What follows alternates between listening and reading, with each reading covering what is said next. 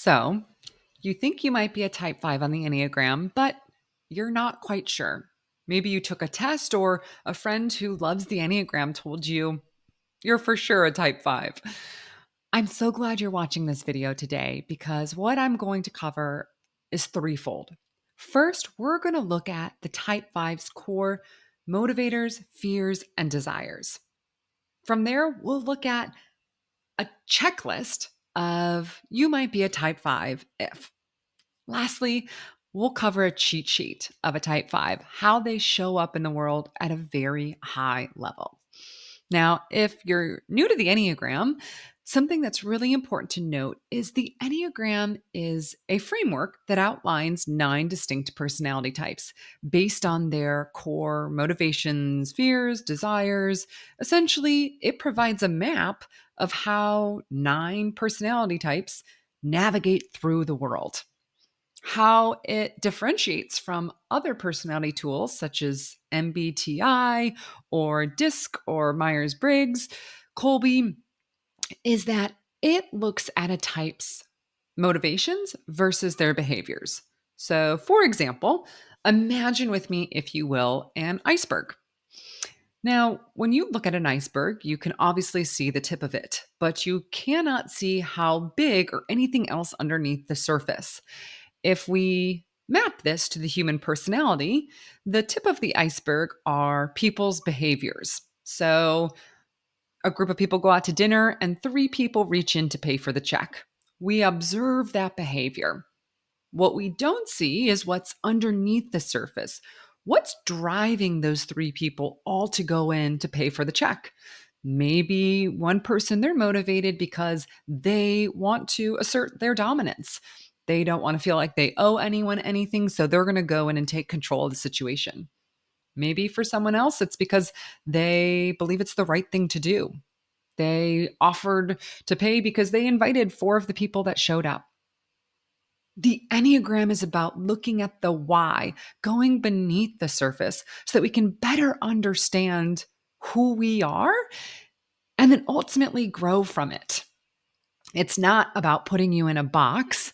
Unfortunately, we're already in a box of our own personality.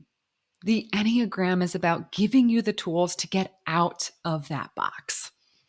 So, what is the core motivation, fear, and desire of a type 5? Now, for a type 5, they're known as the observer, and really, they are motivated to understand, to gain knowledge in order to feel competent. The fear is that if I don't have knowledge, if I'm not competent, I am helpless and incapable, and I become very overwhelmed by the demands of other people on my time and my energy because it drains my resources. That ultimate desire for a type 5 is to be self sufficient, to master their environment through obtaining knowledge. Now, a lot of times, if you've started to dig deeper into the type 5 is very much painted as an individual that likes to learn. This is true, but that's not what makes a 5 a 5. There can be a lot of different types on the Enneagram that like to secure information. A 1 because it's figuring out the best way to do something. A 9 because it helps them to numb themselves to the rest of the world by absorbing more information and keeping them okay internally. For a type 5, the motivator is more about being competent, avoiding being helpless or incapable. And that's so important to understand as you're trying to discover what your type is. Now, let's look at the type 5 as a checklist to take this one step deeper. You might be a type 5 if you seek knowledge and understanding as a way to feel safe. You value independence and self sufficiency above all else. You often withdraw from controversy in order to restore or hold on to your energy and resources. You prefer observing and analyzing over engaging emotionally. You fear being overwhelmed or depleted by the demands of others. You enjoy delving deeply into topics that fascinate you. You struggle to share your thoughts or feelings openly. You're cautious about forming emotional connections and or commitments.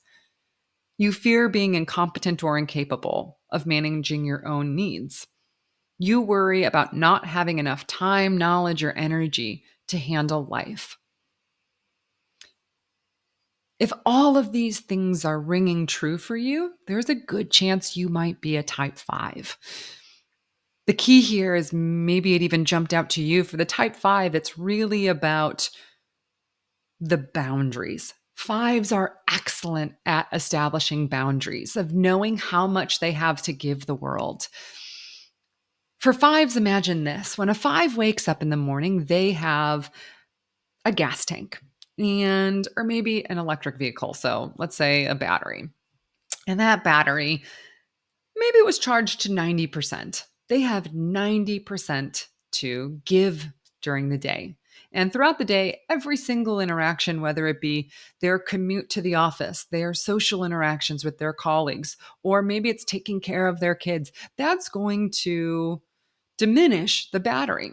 And by the end of the day, they need time to recharge it.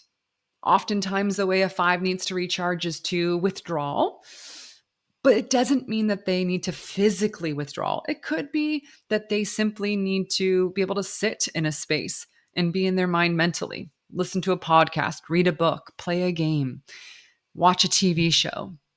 These are ways that they can fill that battery back up. That is really the core of what makes the five the type 5. So, the type 5, looking at it from the cheat sheet perspective, is they are going to appear, and because they are analytical and they're very intellectually driven. They love information. They have a hard time sharing it with others. But when they are given the chance, they often become subject matter experts. The way they communicate is very professional and thoughtful and precise. A 5 will not open their mouth unless they fully know and have had time to curate the thing that they are going to say. Type 5 hates being put on the spot without time to fully process or know what they think about something. A 5 doesn't like being wrong or put in that situation, although that's not the motivation of a type 5. That's more of the one of being wrong. So I just want to point that out. When it comes to decision making, they are very objective. Fives make excellent sounding boards. They are able to detach from their own emotions. And so they approach things very strategic and they're extremely knowledgeable. What can be hard for them is feeling like people are invading on their privacy, asking too many personal questions, or prying into their own life. Fives like to have those boundaries up. And so when a five does share information or knowledge with you, be very conscientious and thoughtful with how you react and respond to it. It's almost as if they've given you a golden nugget. If a five gives you advice, but you disregard it and go on to someone else, that can sting. But a five oftentimes won't show that or acknowledge that. Maybe they don't even realize that's what they're feeling because they've worked so hard to detach from their emotions. Sometimes fives don't even realize how they hoard information because they'll think, I thought I already shared that. A lot of it can be a mental process, being that they fall into the head center. The challenge is sharing about themselves very openly. It takes time for a five to build up trust and within that relationship. Others tend to see fives as very mature and wise and insightful and knowledgeable. Now, if you see on the right hand side, and I'm not going to go in depth on this, but you see the five with 4 different numbers. Now, that's because the five has access to their wings, a 4-wing and a 6-wing. They have access to both of them depending on the growth work that's needed. They also have arrows. They go to a 7 and to an 8. Now, this can be done either unintentionally or intentionally, but both can be leveraged in a way to help them grow.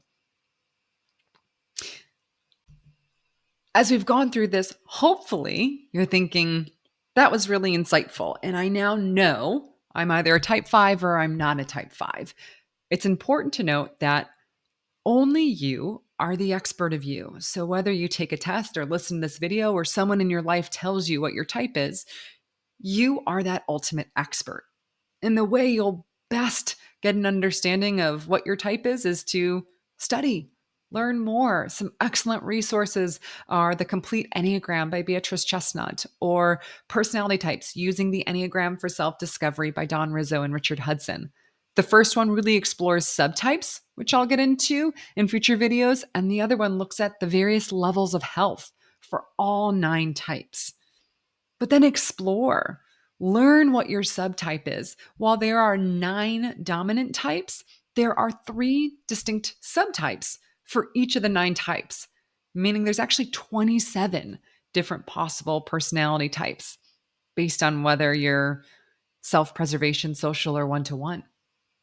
Dive into those centers of intelligence. So, for a type 5 falling into the head center, what does that mean for you? How you navigate and show up in the world? Maybe doing arrow work. On that previous page, I touched on those 4 different numbers that the type 5 can interact with. That can be so helpful in that journey or that growth towards self discovery. And then finally, reflect. I love this practice of self observation because what it allows you to do is to simply observe your behaviors without any judgment throughout the day. Why did I feel the need to close all the blinds in my house? Why did I feel the need to withdraw when I could sense that someone was disappointed with me? No judgment, but start to pick up on some of these behaviors, that tip of the iceberg, so we can better unlock those deeper motivations that make someone who they are. I am married to a type 5, so I love that I have such an inside window to the type 5 because type 5s are very private. They don't want to share, again, their personal life openly. So even in what I share, I get permission from my husband to make sure he's okay with it. But it's important to note that with the type 5, it's not that type 5s cannot engage or have small talk or aren't social people. My husband is one of the most fun people to be with, especially when you go on vacation with him. But it's important to note that when you are interacting with the type 5, what it is costing them, what they are giving in that moment, and to acknowledge that you can better understand their own point of view. Because there are 9 different distinct point of views of how we go throughout the world. The final piece that I'll leave you with is oftentimes we're told that everyone should start a meeting with small talk, or you should give a compliment before you give a criticism. Another one that I've heard is everyone likes to talk about themselves. Ask people a lot of the questions. This isn't always true for a type 5. A type 5 doesn't like surprises or being put on the spot. It makes them feel very uncomfortable. So give space, allow 5s time to process and come to the table because then they will feel more prepared.